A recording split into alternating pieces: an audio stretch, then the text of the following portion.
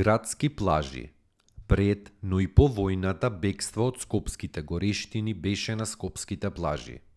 Плажата на Пајко Мало, плажата пред еврејското Мало, градската плажа пред денешната влада на Република Македонија, градската плажа пред градскиот стадион, руската плажа под денешното седиште на македонскиот владика, војничката плажа, турската и циганската плажа, ѓачка плажа или мангупска плажа, плажа во градски парк, касарната Илинден и плажа под железничкиот мост.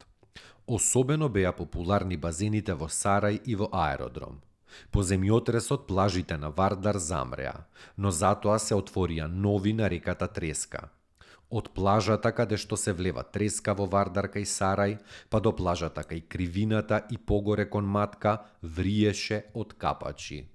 Иако со изградба беше започнато порано, кон крајот на 60-тите години беше отворен базенот на спортскиот центар Кале, каде што речиси целиот град беше на разладување. Подоцна, во 70-тите години беше отворено и езерото Треска. Генерал Пиколомини ке запише: решив, иако не е лесно, градот да го претворам во пепел. Жалам поради куќите какви не сум видел во оваа војна. Џамиите се од најдобар мермер и порфир, украсени со илјадници светилки и позлатени алкарани, на кои човек би им посветил подеднакво внимание и во Рим. Жалам и поради убавите старини, градини и места за забава. Решив да го запалам градот за на непријателот да не му оставам што било што би му користело.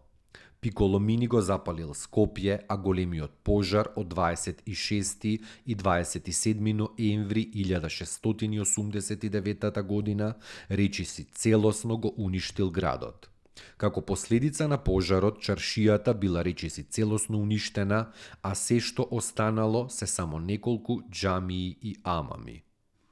Таму е Скопје, град мој убав лише, што ми расу тесни.